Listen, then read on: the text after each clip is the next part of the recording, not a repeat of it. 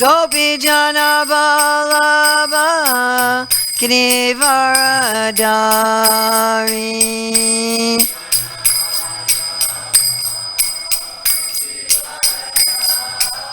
Yasodanandana Braja Janaranjana Yamuna Tiravanachari.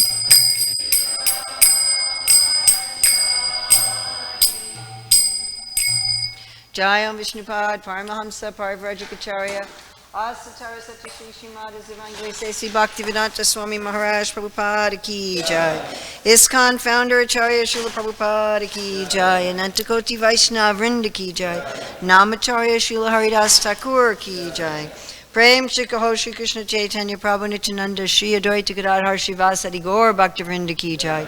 Shri Shri Radha Krishna Go Gopinath Shai Mukunda Radha Kunda Giri Govardhana Ki Jai.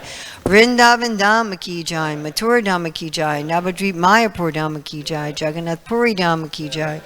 Gangamaya Jamuna Devi Ki Jai. Bhakti Devi Ki Jai. Tulsi Maharani Ki Jai. Samaveta Bhaktivinoda Ki Jai. Gaur Premanande. All glories to the assembled devotees. All glories to the assembled devotees. All glories to the assembled devotees. All glories to Sri Guru and Gauranga. All glories to Srila Prabhupada. Nama Om Vishnupadaya Krishna Prasthaya Bhutale Srimati Bhaktivedanta Swami Niti Namane. Namaste Sarasvati Deve Gauravani Pacharane Nirvisesa Sunyavadi Paskachya Deshatarane.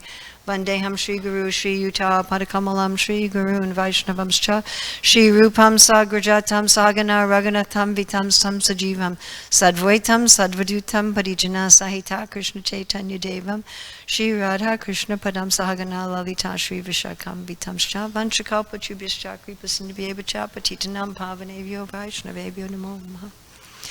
Om Namo Bhagavate Vasudevaya. Om Namo Bhagavate Vasudevaya. Om Namo Bhagavate Vasudevaya. So May 23rd, 2023 in New Dwarka, ISKCON, Los Angeles, reading from Srimad Bhagavatam, Canto 3, Chapter 14, Pregnancy of DT in the Evening, Text 31. Yes? Right? Saviditvata bharyayas tam nirbandham vikarmani natvadistaya rahasi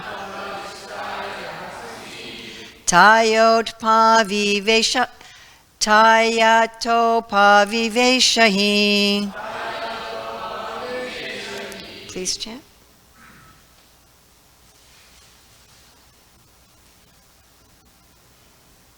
Somebody chant? What? You please, someone chant.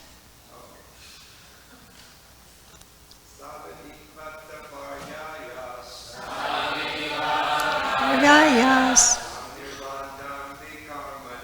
tam nirbandhan vikarmani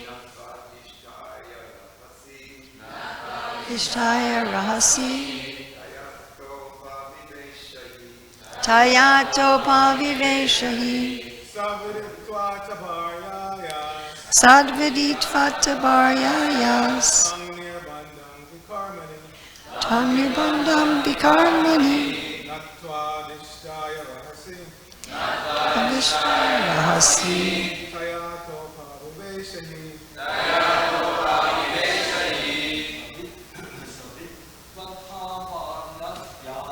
Savitvata bharyayas tam nirbandham vikarmani natvadhishtaya rahasi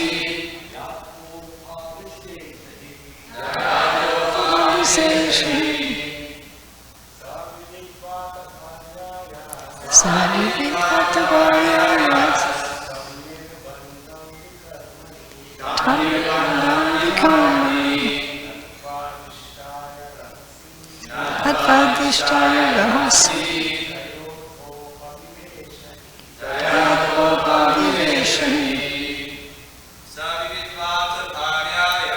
Sarvivipatavayayas Tamnibandham vikarmani Natvadistaya Rahasi Tayato Paviveshani Sarvivipatavayayas Tamnibandham vikarmani Natvadistaya Rahasi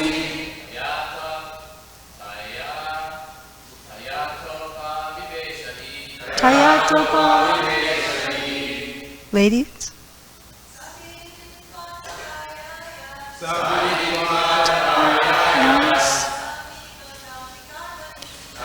Bandam vikarmani Starasi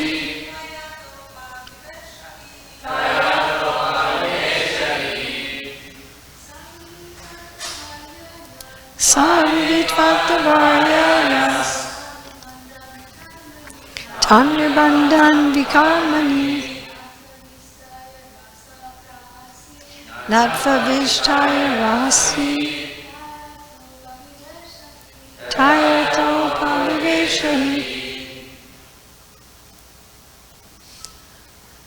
Saha, he, viditva, understanding, ata, thereupon, bharyaya, of the wife, tam, that, nirbandham, obstinacy, vikarmani, in the forbidden act, natva, offering obeisances, dishtaya, unto worshipable fate, rahasi, in a secluded place, taya, with her, ata, thus, upavivesha, lay, he, certainly.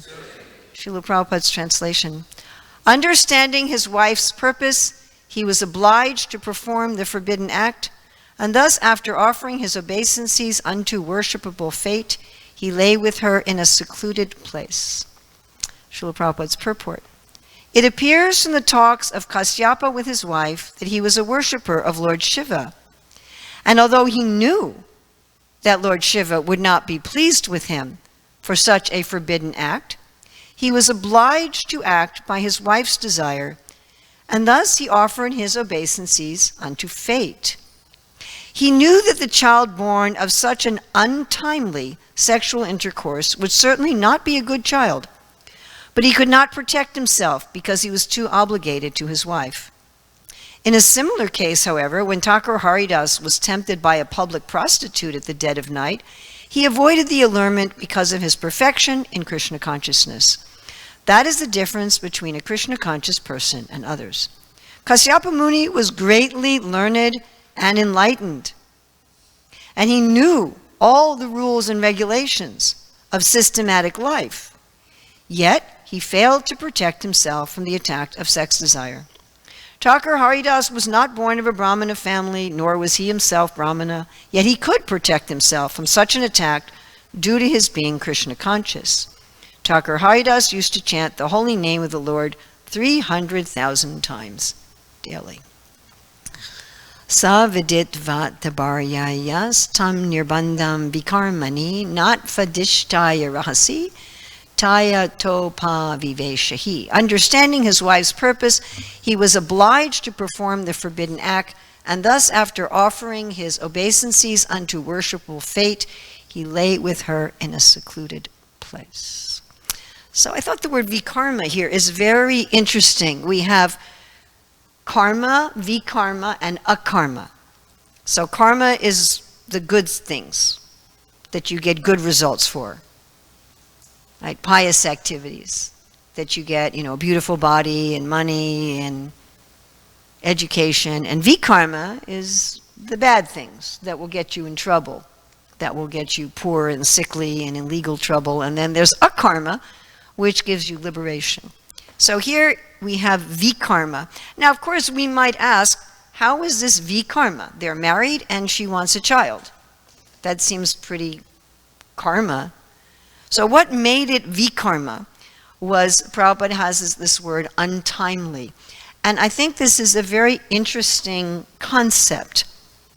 We find this also in the Bhagavad Gita in regards to the three modes of nature. That something that's normally good and pious, when done at the wrong time or in the wrong frame of mind, makes it sinful. Isn't that interesting? Like if you look at charity in the modes. So sattva charity is you give to the right person at the right time and the right place, just because giving charity is the right thing to do. You're not trying to get anything out of it. You're trying to be in harmony with truth. That's what sattva means. Sat means true, and tva means ness, like goodness, truthness. I want to do what's true and right just because it's true and right. People who are very sattvic, they're like, I'm in harmony with truth, right? That's their ego. I'm very in harmony with truth. They're giving charity because that's the right thing to do. Then in Rajas, you're still giving to the right person at the right time and the right place. But you're doing it so that you can be praised and that you can get good karma. Other people will notice. Or also, Srila Prabhupada says, which is very relevant to this, is you may be giving charity out of obligation. Prabhupada uses the word obliged in this purport, in the verse and in the purport. So your boss says to you, you know, everyone's expected to give in charity, and so you give in charity. Have you ever given your time, energy, thought, care, money because someone pressured you to do it and you didn't really want to do it? So that puts it into rajas. You're doing the right thing at the right time and at the right place, but you have some resentment about it. You don't really want to do it. It puts it into rajas. Then in tamas, you're giving to the right person but the wrong place. You're giving to a saintly person, you know, while they're in the bathroom. Here's or disrespectfully, here Maharaj, here's your donation. Or you're giving to the wrong person. You know, you're giving to an alcoholic for them to buy more alcohol. But it can be you're giving to the right person, but there's something funny about it. You know, like, excuse me, Prabhu, I'm on the toilet. This is not the right place to give me your donation. Or you wake them up in the middle of the night. Hello, hello, I want to give you Prabhu, it's 1 a.m.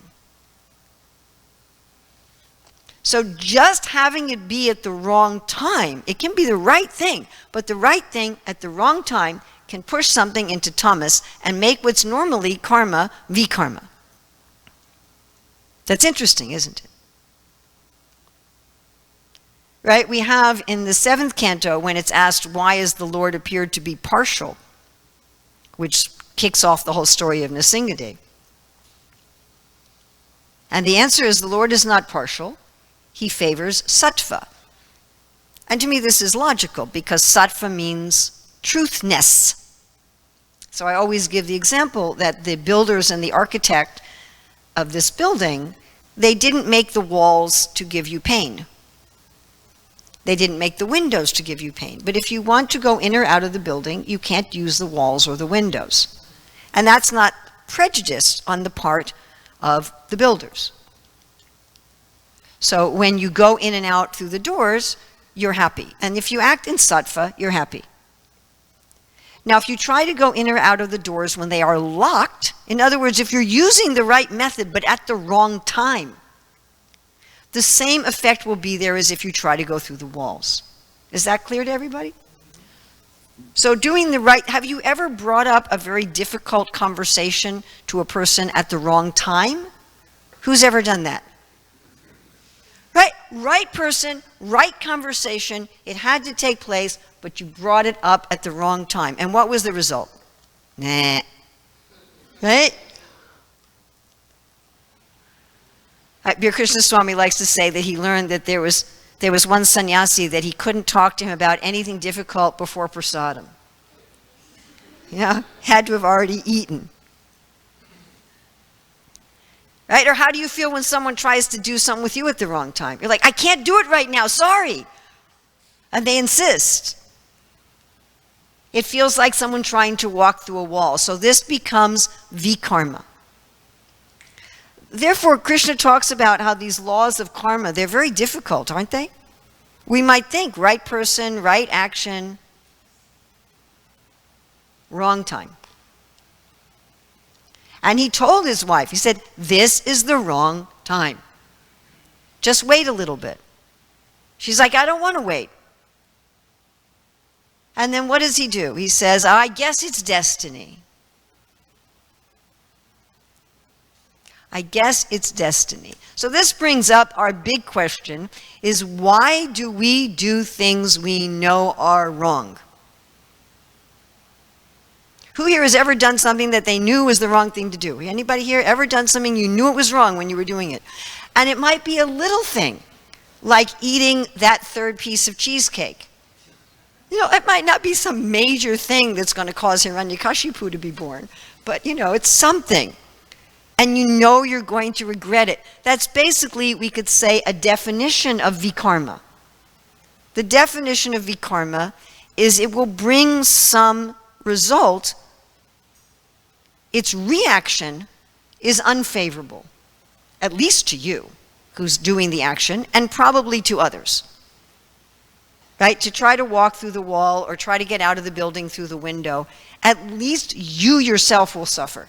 And probably other people will suffer, because other people care about you, and if you try to get out through the window, they'll have to take you to the hospital, right? And they may have to take care of you while you're in a wheelchair for a month. So vikarma is something, we could define vikarma as something that's against truth, and therefore gives us a bad reaction. But we all do it knowingly. And when I first read Srila Prabhupada's translation of the Bhagavad Gita, I was in college.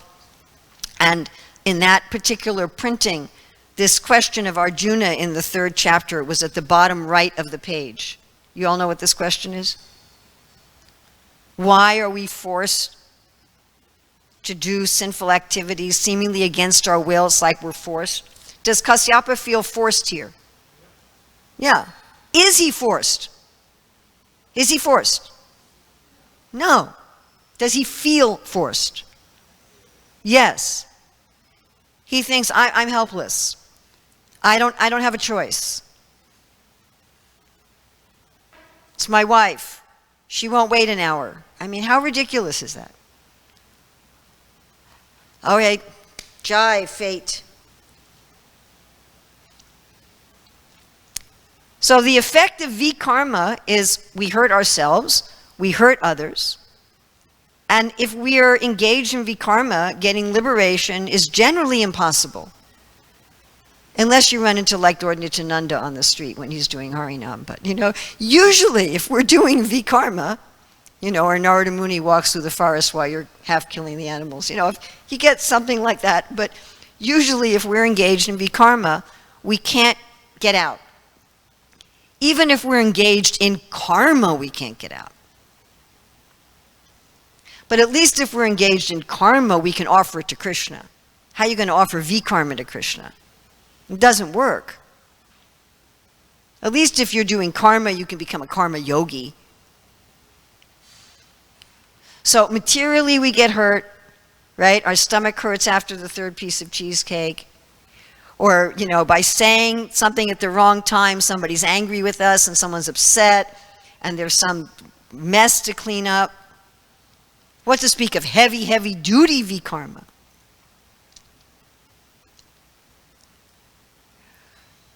Now, I'm going to ask a very difficult question, but I think it needs to be asked. Do we have people who are members of our Krishna consciousness movement, apparently initiated, so forth, who have engaged in horrific vikarma? And the answer is yes. Am I correct? Yes? If there's anything that goes on in the world, it has happened to people who are members of our Hare Krishna movement. Yes? We have people who've engaged in horrific criminal activities, not just eating 3 pieces of cheesecake or getting in an argument at the wrong time of day. Why? What's the cause and what's the solution? So what is the cause? You know, when I read this, that Arjuna asked this question, what's the cause? And then, what's the cause? What's the cause? Because I knew even then at college when I was 17 that I also had a problem with this, that I did things that I knew would give me some bad effect, and I felt like I was obligated, and I turned the page, and I read, and what did Krishna say? It is our lust. And I was very disappointed. I'm like, that's it? But what does lust mean? It means I want to do this thing so much, and generally I want to do it so much right now. This was also a right now problem. I want this so much, and I want it right now, that forget about the consequences. Does that make sense to everybody? It's this sense of an urgent crisis. I know I shouldn't talk to this person right now, but it's urgent. I have to eat that other piece of cheesecake. It's going to go away. But it's the same thing with people who do even very horrific criminal activities. I have to do this. I have this desire. I have this need. I have to fulfill it. I have to fulfill it now. I have to fill it in this way with this person. I know it's wrong. I know I'm going to suffer. I know other people are going to suffer. But my desire is so important, and fulfilling my desire is so important right now, that I don't care what the consequences are. And so many excuses. Well, I didn't have a choice. I was helpless. This is what Kasyapa is doing. I'm helpless. Is he helpless? No. I'm helpless. Why am I helpless? It's my parents' fault. I was traumatized in childhood. It's the society's fault. I went to the wrong school. It's your fault. I had a bad temple president. My guru fell down. Whatever, it's somebody else's fault. Or I'm helpless because I'm just a terrible person. What can I do? I'm a terrible person. I was just visiting my youngest son. We were taking the kids to baseball games, and they were playing some music, and one of the songs was like, I never get any better. I forget the words exactly. Something like, it doesn't matter what I do. I can never fix myself. I'm still the same person tomorrow. But that's another, well, I'm just fallen. I'm just in Maya Prabhu. I can't do anything. It's just the modes of nature, right? So many excuses. I'm in a bad circumstance. I have a bad habit. All right, so what are the solutions? When Prabhupada went to Chicago and he had that discussion, crime, why, and what to do. What's the solutions? All right, so we have Kasyapa Muni here. So Prabhupada is calling him learned. Is he learned? He's a demigod, By the way, with Diti's sister, Aditi, he's the father of Indra. And later, quite a bit later, he becomes the father of Vamandev. So there's hope. All right? He digs himself out of this hole. And he actually becomes a pure devotee of the Lord later on. But he's learned. Prabhupada says here he's enlightened. He's very religious. Is he very religious? What does the Prabhupada say here? He knew all the rules and regulations. All right? So he knows everything. He knows what to do and what not to do. It's not a question of ignorance. He has logic. He's intelligent.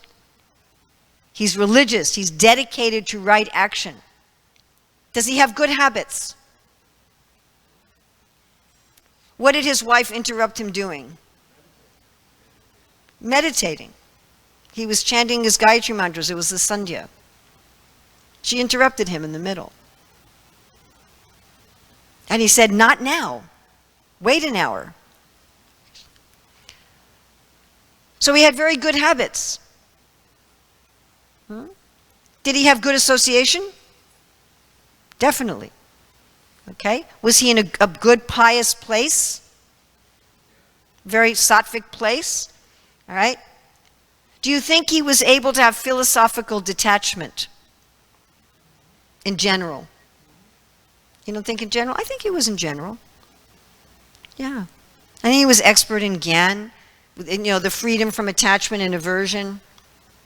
Like Krishna talks about, you know, the rivers going into the ocean, which is ever being filled but remains. He could probably be detached from his own desires and be the observer. Like people talk about today, right, with mindfulness, and it's all over the Bhagavad Gita, all over our Shastra. So he did all that. My dear friends, many times, we who join the Hare Krishna movement think that that's the solution, that these things are the solution.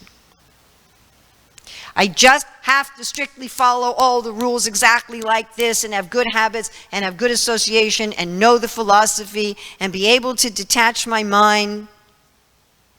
And then I'll become free from this problem of vikarma.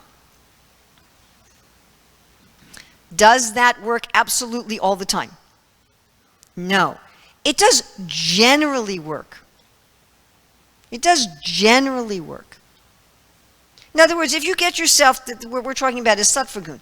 If you get yourself to sattva gun, and you can have the mood of an observer of your thoughts, feelings, and desires, you eat very sattvic food, you live in a sattvic place, you have good habits, you're very pious, you're very religious, you really know philosophy, you know all the rules, then the vast number of times when other people are going to mess up and go into vikarma, you won't. And many times you'll even be a little proud of it, because there's some pride even in sattva. Wow, I did not get pulled into that political argument. I did not eat even a second piece of cheesecake, what to speak of a third. I went to bed on time. I didn't watch that stupid thing on YouTube, whatever it is, you know, and you'll think, wow, you know. But we see that even people like this have problems. Are there many stories in the Bhagavatam about people like this having problems? Oh, yeah. Why do you think it's there? You ever wondered that? My daughter now with her Gurukul students is in the 9th canto, and she said, there's a lot of really funny stories in the 9th canto. I'm like, yep. There's all these stories about very elevated people who have their oopsies. And some of their oopsies are pretty, I mean, this is a pretty major oopsie. It wasn't just that they had a bad son and they had to cry about it, you know, like they produced like a Hitler kind of guy for the universe. I mean, it was a big error. So what's the solution? Now, the solution is very interesting. And the ultimate solution is only in bhakti. Now, that doesn't mean we're the only people ever in the universe who do bhakti. But the solution is only in bhakti. And this is the funny thing of the solution doesn't occur to impersonalists or people who are just attached to pious life. Because they're thinking, well, the solution is just to get rid of lust. To get rid of that intense desire where you don't care about the consequences. Right? And again, they'll try to do it through external piety or internal mental detachment, like notice a desire at the contemplation phase and never let it get to attachment and never let it get to lust. But sometimes it slips by the guard, huh? Right? It's like the guard sleeping for a couple seconds. So we want, what does Rupa Goswami say is the price for bhakti? Greed, which is very related to this idea of lust. I want this and I don't care what the price is. My dear friends, we are meant to have that for Krishna. That same intensity of desire. I want to please Rishikena Sevanam Bhakti Ruchite. I want to please Krishna's senses now. And I don't care what the consequences are. So in a few weeks, I'm going to be going to the celebration in Chicago. of the 50th anniversary of installing the deities, which was the day that I joined the Hare Krishna movement. The day and the place. And I mean, at least at that moment, I had that mood that I'm going to surrender to Krishna and I don't care what happens. I dropped out of school, which made my mother cry for many years. And I loved my mother. It's not that I wanted to make her cry, but it was more important that I surrender to Krishna. Yes? That is the real side of this lust problem. Does that make sense to everybody? We do vikarma because we have some lust to satisfy I want to satisfy my senses. I want to satisfy my mind. I want to satisfy my false ego. And it's so important and it's so urgent that I don't care what the consequences are of my behavior to do it. Someone says something that I feel insults me, and so I get in a big argument and I offend them. Yes? I need to satisfy my desire and my pride and my thing. And I will do anything, even if it means that I've, walked into a window or a wall and I suffer for hours or days or months afterwards. But the solution is to be willing to do that for Krishna. And when we're willing to do that for Krishna, then we're completely safe from falling into vikarma. It can't sneak past you. Because you're like, I'm just going to satisfy Krishna. Because one of the consequences that we're willing to accept is that I apparently won't get what I want immediately. It becomes the opposite. Someone insults me and I'm thinking, what would satisfy Krishna? Will Krishna be satisfied by Trinadapi Suniche? No, that's what would satisfy Krishna. If I just go, yeah, whatever. Yeah, whatever. Oh, but the consequences might be that people will think this thing of me. I don't care. What about the consequences? So let them think this and that of me. Jai Haribo, that's Krishna's problem. He can defend me if he wants. If I don't do this right now and say this right now, something bad may happen. Whatever. If something bad happens to me, that's Krishna's problem. Let him take care of that. What would make Krishna happy in this moment? Never mind if making Krishna happy means that somebody doesn't like me or whatever, or I don't get any cheesecake at all.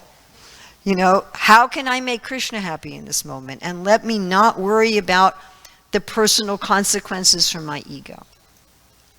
Just like in lust, it's let me satisfy my ego and let me not worry about the consequences for Krishna. Do you follow?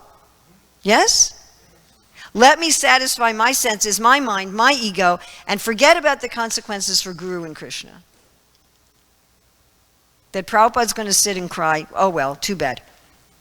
And the opposite is, let me please Prabhupada, let me please Krishna, and if my ego has to sit and cry, well, too bad. Let my ego sit in the corner and cry. Go sit in the corner and cry, ego, until you get over it. You'll be fine. That's the only solution. Now, if we do that, we will also practice detachment from attachment and aversion. We'll also practice being the observer mentally, watching our thoughts, feelings, and desires flow past us. We'll also have good habits. We'll also have good association. We'll also know the philosophy. We'll also know the rules. We'll also follow the rules, but that will not save us in and of itself. You get that? Does that make sense? And thinking that that will save us in and of itself is not. We'll do those things because they'll please Prabhupada and Krishna, not because we're thinking that's what's going to save us. Can you get this subtle difference? Yes? And that's what does it. That's it. Now, will we be perfect about this today? Probably not. Prabhupada emphasizes over and over again that it's a gradual process. Gradually and proportionally. So as I gradually switch, Sarvapadi Vinirmuktan Tapartain Nirmala Rishikesha Rishikena Sevanam Bhakti Ruchite, as I gradually give up my identification with this world, which is what's pushing this lust. Yes? I think I am this body, I am this mind, I am this ego. That's why I want to satisfy it at any cost, because I think it's me. So when I gradually give that up and focus more on Jivara Swarupara, Krishnera Nityadasa, and my business is to satisfy Guru and Krishna, then I start noticing that these things affect me less and less and less, and I'm less and less and less under their control. And it becomes less and less and less even of a pushing. It becomes less and less and less even of an inclination. It's not so much an inclination that I have to like go, okay, well, what would, it becomes more and more automatic that I just want to satisfy Prabhupada and Krishna. And that's the only ultimate solution. So I got to 8:26. Questions, comments, corrections, additions, subtractions, chastisements? Yes, Marge. Could you repeat if I missed it? What made it an inauspicious time for that relationship? It was at the. The question was what made it an inauspicious time. It was at a sandhya. It was at a juncture. And at the juncture, you're supposed to engage in meditation and prayer.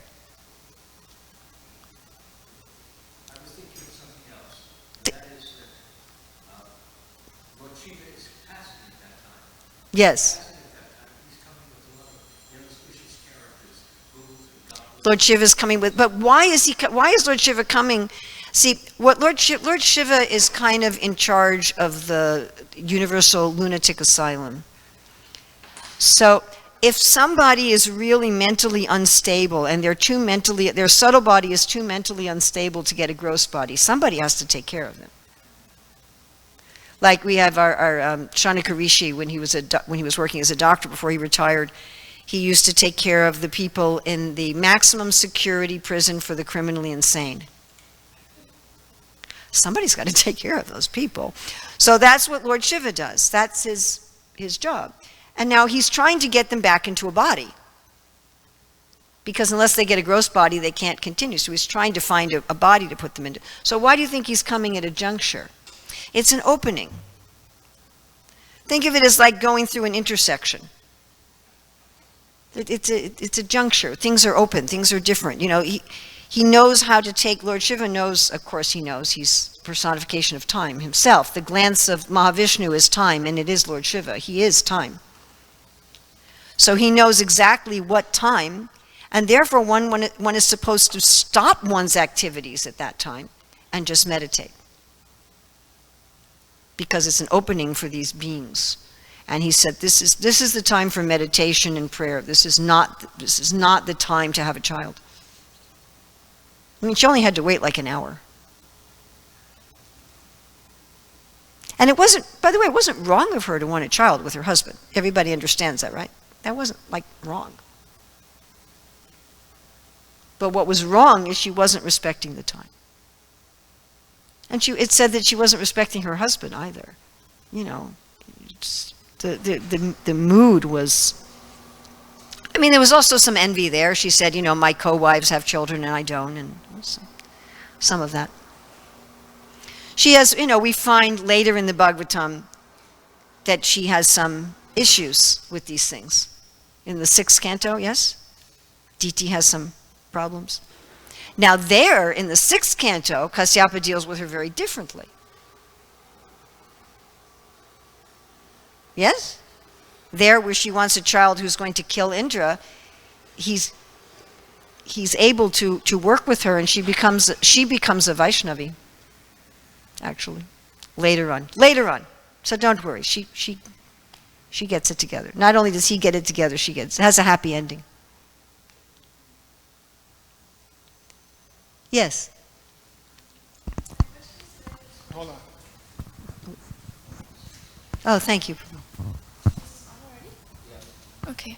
So I'm curious about that you mentioned that this personality had an apparent sense of lack of choice.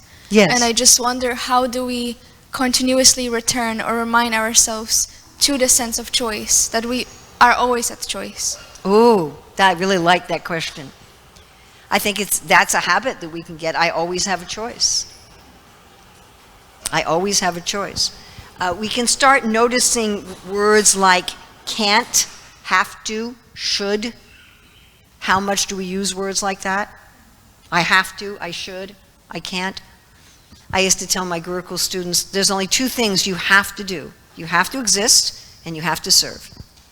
You can't stop existing, and you can't stop serving. And everything else is a choice. It's always a choice. Now, once it goes from the contemplation to attachment to lust stage, we no longer feel that we have a choice. The definition of the lust stage is that it feels as if it's an urgent crisis and we absolutely have to act a certain way, that there's no choice. And people will say, I had no choice. There is always a choice. Now, there may not be very many good choices. This was Arjuna's problem at the beginning of the Bhagavad Gita. He said, I don't have any good choices.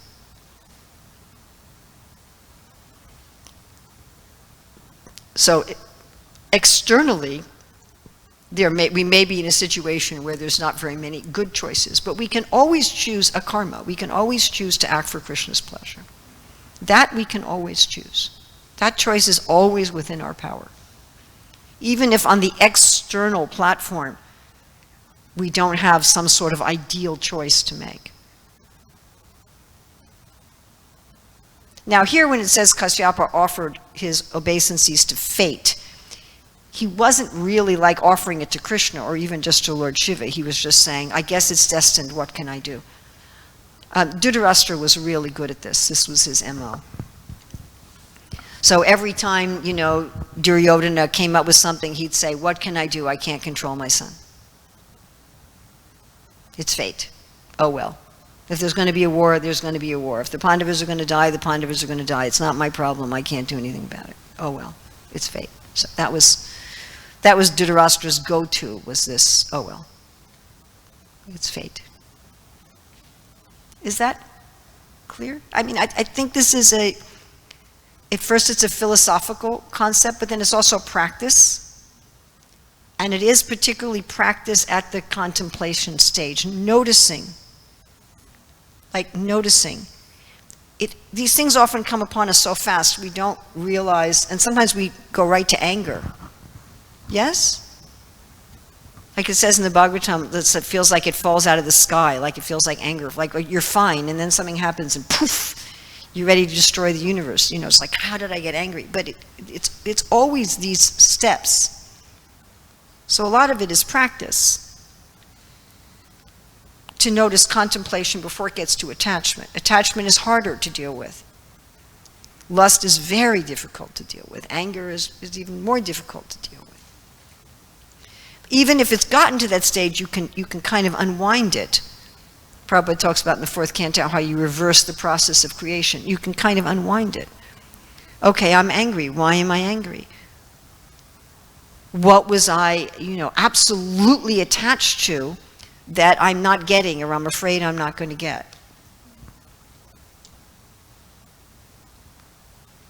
What was it that I felt that I absolutely have to have, or the world's going to collapse in 2 minutes?